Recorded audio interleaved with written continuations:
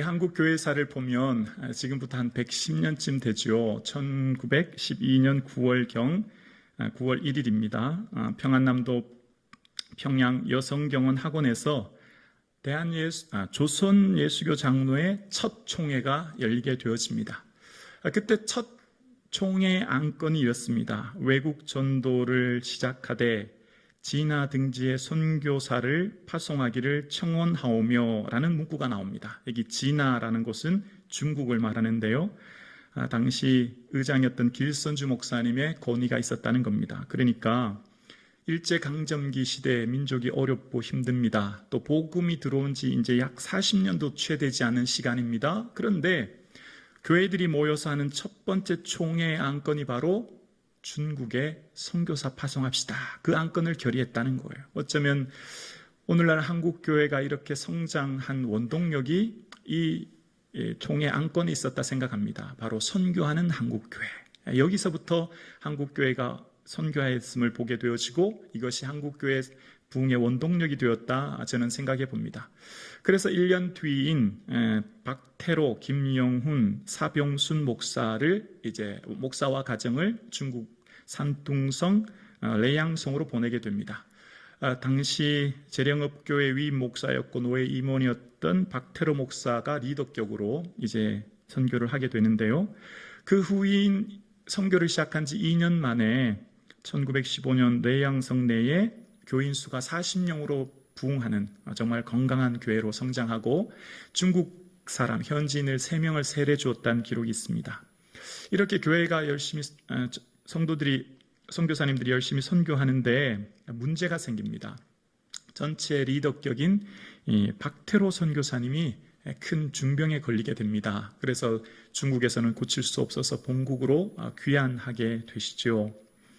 자, 그러면 남아있는 두 분이 열심히 선교를 해주면 좋은데 김영훈, 사병순 선교사님도 박태로 선교사님이 떠난 자리가 너무 크고 그 선교를 계속하지 못했다는 기록이 나옵니다. 그리고 미처 그 선교를 다 마치지 못하고 그 선교 자리를 떠났다는 얘기가 기록되어 있는 자료를 보게 되어집니다. 선교지가 얼마나 힘들고 어려운지 또 고독하고 외로운지를 알 수 있는 대목이고요. 또 선교할 때 동역자, 그 팀워크가 얼마나 소중한지를 알 수 있게 되죠. 오늘 본문이 바로 그런 상황이에요. 사도 바울이 함께 있던 일행을 떠나서 홀로 아덴, 그러니까 그리스 아테네까지 온 것입니다. 그 일행인 실라와 디모데는 지금 베레아에 남겨두고 그리고 그 사람들이 다시 만나게끔 자기를 데려다 준 사람들에게 이곳으로 다시금 실라와 디모데를 좀 보내주십시오. 그렇게 부탁한 후에 이제 기다리고 있는 상황이에요. 베레아에서 아덴까지 거리가 한 320km고요. 배로 가면 한 나흘쯤 걸린대요. 그러면 왔다 갔다 하면 한 8일쯤 이상은 이곳에서 머물면서 기다려야 되지 않습니까? 자, 그런데 오늘 본문을 전체를 보고 18장까지 보면 조금 특이한 장면이 나오는데요. 바울이 아덴에 더 이상 기다리지 않아요. 분명 실라와 디모데를 다시 만나게끔 기다린다고 약속했고 또 그곳에서 기다리던 중에 18장 1절에 보면 아덴을 떠나 고린도로 갑니다. 지금처럼 휴대폰이 있거나 인터넷이 발달해서 이메일을 보낼 수 있는 시대도 아니거든요. 그러면 바울이 다시 만나기로 했던 그 아덴을 떠나면 이제 바울은 그 일행들과 다시 만날 기약을 할 수 없어요. 언제 어떻게 될지 몰라요. 그런데 바울은 그곳을 떠나요. 그리고 고린도로 갑니다. 왜 그랬을까를 오늘 본문을 말씀을 통해 묵상하려고 하는데요. 먼저 바울은 그곳을 먼저 이 아덴에서 최선을 다해서 복음을 전했던 걸 알 수 있어요. 왜냐하면 오늘 설교한 본문이 다른 지역보다도 가장 길게 나옵니다. 설교가 가장 길어요. 그만큼 열정적으로 열심히 선교했다는 걸 알 수 있죠. 자, 그런데 마지막 32절 끝부분에 가면 반응이 나와요. 그 사람들의 반응이 뭐라고 하냐면 조롱했다는 겁니다. 원어에는 비웃었다는 거예요. 그리고 또 어떤 사람은 다시 듣겠다고 이야기합니다. 회의적인 반응을 보였다는 거죠. 그리고 그 사람들의 반응도 비웃었고 회의적이었을 뿐만 아니라 처음 사도 바울이 복음을 전할 때 사도 바울을 향해서 사람들이 뭐라고 하냐면 말짱이라고 이야기합니다. 어떤 말짱이라고 이야기하는데요. 이 원어는 당시 엉터리 사상을 퍼뜨리는 궤변가라는 거예요. 그러니까 이때 당시는 떠돌이 철학자가 많았대요. 이 도시 저 도시 돌아다니면서 자기 철학을 이야기하고 제자를 삼는 그런 떠돌이 철학자가 많았는데 바울 또한 떠돌이 철학자, 궤변가 그쯤으로 생각했다는 거예요. 그리고 바울이 전하는 예수와 부활을 다른 어떤 잡신 중에 하나로 생각했다는 겁니다. 당시 아테네는 한 2만 5천에서 3만 개의 신이 있었다는데 그 사람들은 바울이 전하는 신을 그들이 알고 있는 신 중에 하나인 잡신으로 여겼다는 거죠. 그러니까 사도 바울이 열심히 복음을 전했는데 그 사람들은 바울의 복음을 하나의 철학 사상이나 혹은 그것을 바울이 전하는 예수 그리스도를 하나의 잡신쯤으로 여겼다는 겁니다. 여기서 바울은 거룩한 자부심으로 인한 의분을 느꼈다 생각합니다. 여러분 생각해 보십시오. 바울이 어떤 사람이었죠? 돌에 맞아도 그런 고난 가지고는 굴하는 사람이 아니에요. 이전에 루스드라에서 기억나시죠? 돌에 맞아서 기절한 상태에서도 툭툭 털고 다시 루스드라 성에 들어가서 복음 전하는 사람이 바울이거든요. 또 앞전에 보면 빌립보서도 그래요. 옷이 찢기고 매를 맞아요. 수치를 당하고 고통을 당합니다. 그런데도 불구하고 간수에게 복음 전하고 다시 루디아에게 가서 복음 전합니다. 그러니까 바울에게는 복음을 전할 때 고난은 전혀 문제가 안 돼요. 그런데 단지 복음을 받아들이는 사람들의 태도, 바울이 전하는 복음인 예수 그리스도의 복음을 비웃는 것은 바울을 비웃는 것이 아니라 바로 예수 그리스도를 비웃는 것이고, 바울이 전하는 복음을 폄하하는 것은 바울을 폄하하는 것이 아니라 바울이 전하는 예수 그리스도를 폄하한다고 느꼈던 바울은 그 조롱과 비웃음 가운데 있는 사람들과 더 이상 논쟁하지 않습니다. 이후에 끊임없이 논쟁이라는 표현을 쓰는데요. 그 사람들은 새로운 철학 사상을 가지고 이야기하는 것을 좋아하고 그것을 사변적인 지식으로 지적 유의로만 즐겼다는 거죠. 그것을 통하여서 사도 바울의 반응이 등장합니다. 그러니까 이때 당시의 철학은요, 종교와 같은 역할을 했다고 해요. 그러니까 인생의 고난을 만나거나 삶의 의미를 찾기 위해서 신전에 있는 사제들에게 찾아간 게 아니라 자기들이 좋아하는 멘토격인 철학자들을 찾아가서 삶의 문제를 묻고 해결했다는 거예요. 그러니까 당시 철학은 세계관을 형성하는 삶의 사고방식에 막대한 영향을 미치는 공기와 같은 것이었고, 그러니까 아테네 사람들은 저마다의 철학과 세계관으로 물들어서 더 이상 외부적인 지식, 그러니까 예수 그리스도의 복음의 지식을 받아들여지지 않는 상태가 아테네 사람들이었다는 것을 알 수 있죠. 사도 바울은 그럼에도 불구하고 복음을 전하기 위해 최선의 노력을 다합니다. 이전에는 항상 회당에서 복음을 전했지 않습니까? 그래서 회당에서 복음을 전할 때는 항상 구약의 말씀을 인용합니다. 구약의 족보를 인용해서 말씀을 전하는데 오늘 이 아테네에서 복음을 전할 때는요, 그렇게 하지 않아요. 왜냐하면 대상이 헬라인이기 때문이에요. 그래서 그들이 아는 지식과 언어로 또 그들을 향한 접촉점을 찾아서 복음을 전하기 시작합니다. 그것이 바로 28절에 나오기를 우리는 그를 힘입어 살며 기동하며 존재하느니라 너희 시인 중 어떤 사람들의 말과 같이 우리가 그의 소생이다, 이렇게 설교하기 시작합니다. 너희 시인 중 어떤 사람이 말한 그것처럼 우리는 그의 소생이다. 이게 어떤 말이냐면 바울이 이제 가말리알 문해생이었지 않습니까? 그에게도 상당한 철학적 지식을 가지고 있었고, 그래서 이 말은 당시 스토아 철학의 철학자인 아라투스의 시 현상들이라고 하는 시를 인용하면서 이야기한 거예요. 우리는 그의 소생이라. 그러니까 당시 스토아 철학에서 최고의 신은 제우스였고요. 그 불변하는 최고의 신인 제우스는 이 우주를 이성이라고 하는 로고스라고 하는 것을 통해 만들어서 자연과 인생을 섭리하고 주관한다라고 얘기해요. 그래서 그 로고스에 순종하면 행복하지만 그렇지 않으면 악에 사로잡힌다, 그런 생각을 가지고 있었어요. 그러니까 그 당시 최고의 신은 제우스였죠. 그러나 그리스의 신화에 등장하는 그 제우스는 허구의 신이며 사람들이 만들어낸 신인 것을 바울은 복음을 증거하며 우리 하나님께서는 천지를 창조하신 분이시며 생명과 호흡과 만물을 주시는 분이시다.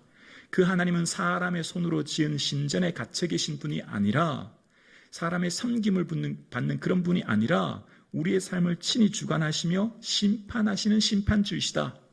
하나님은 죽은 자를 살리고 부활하셔서 결국 하나님의 공의로운 심판하시는 분이 하나님이시다라고 하는 것을 증거하는 거예요. 하나님께서 친히 주재하시고 심판하시는 주이시며 그리고 마지막 그 하나님께서 예수 그리스도를 이 땅에 보내시고 부활하신 주를 믿는 자들에게 구원 얻음을 설교하는 것입니다. 그런데 헬라인들의 사고 사상에는 심판에 대한 개념이나 부활에 대한 개념이 없었다고 해요. 오히려 이런 것을 얘기하면 그들에게 모독으로 느꼈다는 거죠. 바울이 전할 때 헬라의 접근 방법, 지식으로 사용하지만 마지막은 근본적인 복음을 전했던 것을 알 수 있어요. 자, 그런데 아테네에 살고 있는 많은 사람들은 바울의 이야기를 듣고 철학의 한 사조쯤으로 여기면서 비웃고 조롱합니다. 회의적인 반응을 보인 것입니다. 바울은 더 이상 그곳에 머물지 않습니다. 복음에 대한 거룩한 자부심, 바울이 가지고 있는 이 복음에 대한 거룩한 열정이 있었고 더 이상 그 복음에 대해서 조롱하는 사람들과 함께 논쟁을 벌이지 않습니다. 여러분 생각해 보십시오. 바울이 전하는 복음, 즉 메신저는 동일합니다. 사도 바울이에요. 얼마 전 베레아에서 사람들 기억나시죠? 간절한 마음으로 말씀을 받고 말씀이 어떠한가 날마다 깊이 묵상하는 사람들이었습니다. 또 오늘 아테네에서 사람들은 어떻습니까? 그들은 바울의 복음을 비웃고 회의적인 반응을 보이는 것을 보게 되었습니다. 여러분, 오늘날 많은 성도님들이 좋은 목회자를 찾죠. 좋은 설교를 찾아요. 과거와 달리 오늘날은 인터넷으로 충분히 많은 목사님들의 설교를 들을 수 있습니다. 그런데 우리가 채워지지 않은 부분이 있어요. 이 목사님 저 목사님 설교를 듣지만 잘 채워지지 않죠. 어디 좋은 게 없나 이 교회 저 교회를 살펴보게 되죠. 그런데 여러분, 사울왕 아시죠? 사울왕이 버림받은 것 좋은 목회자가 없어서 그럴까요? 사울왕에게는 당대 최고의 목회자인 사무엘이 있었습니다. 사사요, 제사장이요, 선지자인 사무엘이 그의 곁에 있었습니다. 여러분 잘 아는 고라 자손이 버림받은 것, 그에게는 위대한 지도자가 없어서일까요? 아니요. 가장 가까운 사촌인 모세가 있었고 목회자인 아론이 있었습니다. 고린도 교회는 어떻습니까? 고린도 교회가 4분 5일 나눠지고 분파가 생기는 것 좋은 목회자가 없어서일까요? 아니요. 바울이 세운 교회예요. 메신저는 동일한데 메시지를 받아들이는 사람들의 마음 상태에 따라 복음이 능력 있느냐 그렇지 않느냐가 결정되는 것을 알 수 있어요. 왕의 명령을 전하는 전령이 중요한 것이 아니라 명령 자체에 힘이 있는 것처럼 복음에는 힘이 있고 능력이 있는 줄로 믿습니다. 복음 자체에 힘이 있는 것이죠. 그래서 사도 바울의 복음을 듣는 사람들이 그 반응에 사도 바울은 더 이상 그곳에 있어야 될 필요를 느끼지 못했던 것임을 생각해 보게 되어집니다. 오늘 사랑하는 성도님, 저와 여러분의 마음속에 복음에 대한 거룩한 자부심이 있습니까? 내가 가지고 있는 이 복음은 세상 그 무엇보다도 소중하고 귀한 것임을 고백할 수 있으신지요? 내가 믿는 예수 그리스도의 믿음이 세상 어떤 것보다도 소중하고 귀중한 것으로 여기고 계십니까? 여러분이 가지고 있는 그 사명과 직분이 세상 그 어떤 것보다도 귀한 소중한 것입니까? 여러분이 오늘 함께 예배드리는 이 예배가 얼마나 여러분에게는 소중한 시간이십니까? 사도 바울은 그런 고백을 했습니다. 내가 복음을 부끄러워하지 아니하노니. 이 복음은 모든 믿는 자에게 구원을 주시는 하나님의 능력이라. 사람들이 사도 바울이 가지고 있는 복음, 예수 그리스도를 조롱하고 비웃지만 부끄러워하지 않습니다. 사도 바울은 아테네 시내를 다니면서 수많은 신전들과 아테네 문화와 철학을 보면서 부러워하지 않습니다. 오히려 격분하죠. 그 안에 있는 성령의 인도하심 따라 성령님이 그것을 보게 함으로 격분하게 하시는 겁니다. 오늘 함께 예배드리시는 사랑하는 성도님, 여러분은 무엇을 소중하게 여기고 계십니까? 여러분의 인생에 가장 귀하고 소중한 것은 무엇입니까? 예수 그리스도보다 더 귀한 것은 이 땅에 없는 줄로 믿습니다. 이 땅 전부를 주고서라도 사지 못하는 것이 예수 그리스도요. 그 예수 그리스도께서 자기 피로 나를 구원하셨으니 우리의 받은 이 구원, 우리가 받은 이 믿음은 세상 그 어떤 것보다도 소중하고 값지고 귀한 것인 줄로 믿습니다. 이 믿음을 귀히 여길 수 있기를 주의 이름으로 축원합니다. 여러분, 예수 그리스도를 존귀하게 여길 수 있기를 주의 이름으로 축원합니다. 주님은 주님을 존귀히 여기는 자를 주께서도 존귀히 여기십니다. 주님을 소중히 여기는 자를 주님도 소중히 여기십니다. 주님을 사랑하는 자를 주님도 사랑하세요. 오늘 함께 예배드리시는 사랑하는 성도님, 사도 바울은 복음의 가치를 폄하하고 복음을 더 이상 귀하게 여기지 않은 그 자리를 떠난 것을 보게 되어집니다. 바울이 복음을 얼마나 소중하게 여기며 예수 그리스도를 얼마나 소중하게 여겼는지를 깨닫게 되어집니다. 오늘 함께 2부 예배드리시는 사랑하는 성도님, 예수님이 귀하게 여기시는 것을 우리도 귀하게 여길 수 있기를 주의 이름으로 축원합니다. 예수님이 찾는 사람 어떤 사람입니까? 부와 권력과 명예를 가진 사람이 아니잖아요. 영과 진리로 예배하는 사람이잖아요. 여러분, 예배를 얼마나 소중히 여기고 계시는지요? 여러분 생애 예배가 얼마나 여러분에게는 소중하신지요? 함께 예배 드리시는 사랑하는 성도님, 한 번의 새벽 예배, 수요 예배, 금요 예배가 우리에게는 어떤 것보다도 소중한 시간인 줄로 믿습니다. 그 시간을 소중히 여기십시다. 바쁘고 힘드시죠? 여러분, 예배가 여러분을 지킵니다. 여러분이 예배 시간 지킨다고 바쁘게 오시죠? 알고 보면 예배가 여러분 지키실 거예요. 여러분 마음을 지키고 생각을 지켜주십니다. 예배가 여러분 인생을 지킵니다. 여러분 마음 무너지면 다 무너지는 거잖아요. 마음 무너지는데 어떤 것으로 여러분 마음 지킬 수 있나요? 오직 주님을 찾는 것으로, 주님을 예배함으로. 그 예배가 여러분의 인생을, 여러분의 자녀를, 여러분의 기업을, 여러분의 삶 전체를 지켜주시는 줄로 믿습니다. 여러분, 우리가 가진 이 믿음은 우리의 삶 가운데 얼마나 예수 그리스도를 존귀히 여기느냐로 보여지지요. 사도 바울은 그래서 세상 사람들에게 말합니다. 십자가의 도가 멸망하는 자들에게는 미련한 것이요, 당신들이 볼 때 이 복음, 이 예수 그리스도가 미련해 보이시죠. 어리석게 보이지요. 그러나 구원은 우리에게는 하나님의 능력입니다. 여러분이 가지고 있는 그 예수 그리스도가 그 어떤 것보다도 존귀한 분이며, 예수 그리스도를 붙들고 의지할 때 예수 그리스도로부터 주시는 새 힘과 능력과 권능을 누릴 수 있기를 주의 이름으로 축원합니다. 주의 말씀을 붙들어 살 수 있기를 주의 이름으로 축원합니다. 말씀에 힘이 있고 능력이 있음을 깨닫고, 이 말씀은 고난 중에 위로가 되며 이 말씀이 나를 살리는 것을 기억하며 말씀 붙드는 인생 되어질 수 있기를 주의 이름으로 축원합니다. 여러분 무엇을 자랑하며 사시는지요? 무엇을 기뻐하며 사시는지요? 예수 그리스도가 우리의 자랑이 되고, 예수 그리스도가 나의 기쁨이 되고, 예수 그리스도가 나의 소망이 되며, 예수 그리스도가 나의 행복이 되며, 예수 그리스도가 나의 자랑이 노래가 되며, 예수 그리스도가 나의 참된 소망이 될 수 있기를 주의 이름으로 축원합니다. 예수님 귀하게 여길 수 있기를 간절히 축원합니다. 사랑하는 성도님, 사람들이 볼 때 우리가 드리는 예배가 미련해 보이지만 우리의 예배는 하나님 찾으시는 자는 예배를 통해 드러나고, 사람들이 볼 때 우리의 기도와 우리의 헌신과 우리의 수고가 헛되게 보이지만 우리의 수고가 주 안에서 헛되지 않음을 기억하며, 오늘도 저와 여러분의 삶 가운데 주의 영광 바라보며 살아갈 수 있기를 주의 이름으로 축원합니다. 여러분의 인생의 동력은 무엇입니까? 여러분 무엇에 힘을 얻어 하루를 살고 계시는지요? 여러분 무엇을 힘입고 하루하루 살고 계시는지요? 사도 바울은요, 우리는 주를 힘입어 그를 힘입어 살며 움직이며 존재한대요. 사도 바울은요, 하나님 힘입어 산대요.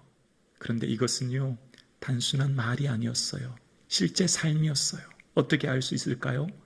사도 바울은요, 이후에 아테네를 떠나 고린도로 갑니다. 다시 그 일행을 만날지 못 만날지 모르는 그 길을 떠나는 거예요.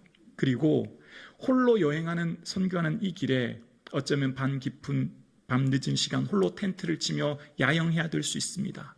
강도의 위험을 만날 수 있지요.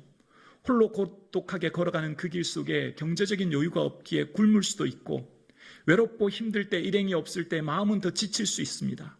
어쩌면 홀로 되기로 결심했던 것을 보게 되어져요. 왜요?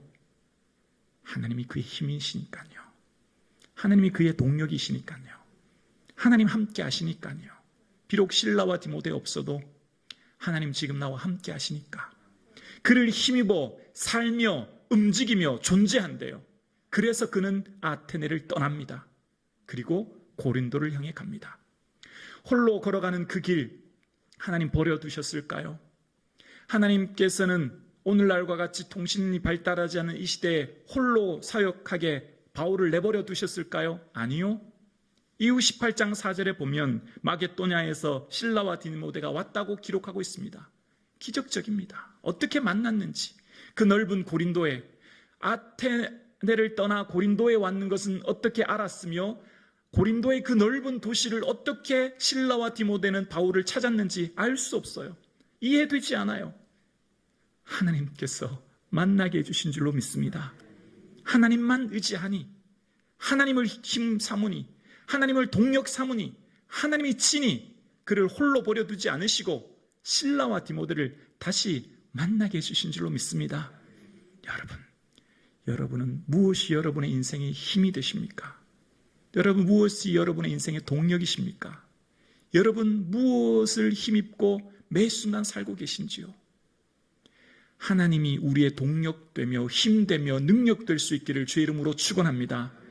그래서 실제 삶 가운데 살아내실 수 있기를 원합니다. 믿음의 모험을 시작할 수 있기를 원합니다. 믿음의 걸음을 떼실 수 있기를 원합니다. 여러분 아십니까? 바울이 고린도에서 사역할 때 사람들에게 누를 끼치기를 원하지 않았어요. 성도들에게 누를 끼치기를 원치 않아서 천막을 만들면서 자비랑 선교를 해요. 선교하기도 바쁜데 천막까지 만들어야 되니 마음이 얼마나 힘들었겠어요. 그리고 경제적인 여유가 없으니 바울이 얼마나 공고했겠어요. 근데 놀라운 말씀이 고린도 후서 11장 9절에 나와요. 내가 너와 함께 있을 때 비용이 부족하였으되 아무에게도 누를 끼치지 아니하였은즉 마게도냐에서 온 형제들이 나의 부족한 것을 보충하였음이라. 바울이 경제적으로 어렵고 공고한 것을 아무에게도 말하지 않았고 어느 누구도 알지 못하는데 누가 알고 계셨을까요? 바울이 동력 삼은 하나님은 알고 계셨죠. 하나님은 그의 필요를 알고 계셨죠. 그리고 실라와 디모데가 올 때 그냥 온 것이 아니라 데살로니가와 베레아 성도들의 선교비를 모아 가지고 왔고, 바울이 경제적인 공고함 가운데 아무에게도 누를 끼치지 아니하고자 선교하는 그의 마음을 아시는 하나님이 그의 모든 필요를 채워주신 것입니다. 사람에게 말하지 않아도 돼요. 부탁하지 않아도 돼요. 그분, 그 사람, 그 환경이 나를 도와주는 게 아니에요. 하나님 바라보세요. 하나님 의지하세요. 엎드리세요. 무릎 꿇으세요. 주님이 친히 다 해결해 주실 줄로 믿습니다. 주님이 친히 필요를 채워주실 줄로 믿습니다. 주님이 친히 여러분의 곤고한 마음과 고독한 마음과 외로운 마음과 모든 필요를 채워주실 줄로 믿습니다. 오직 주님만 의지합시다. 오직 예수 그리스도만 바라봅시다. 오직 예수 그리스도만 붙듭시다. 그럴 때 사도 바울이 경험하게 되었어요. 우리의 구하는 것이나 생각하는 것보다 더 넘치도록 채워주시는 분이 하나님이시구나. 내 생각까지도 채워주시고 아시는 분이 하나님이시구나. 그는 알게 되었고 그는 에베소서 3장 20절에 그런 고백하게 되었습니다. 오늘 2부 예배 드리시는 사랑하는 성도님, 우리의 인생이 얼마나 지치고 힘든지 몰라요. 인생살이가 얼마나 우리를 힘들게 하는지 몰라요. 오늘 이 한 번 예배드리기까지 우리가 지난 일주일이 우리가 얼마나 힘든 인생을 살았는지 몰라요. 우리의 힘든 인생 오직 예수 그리스도만 의지하며 바라볼 수 있기를 주의 이름으로 축원합니다. 그분을 동력 삼아 또 한 주간도 힘있게 살아갈 수 있기를 주의 이름으로 축원합니다.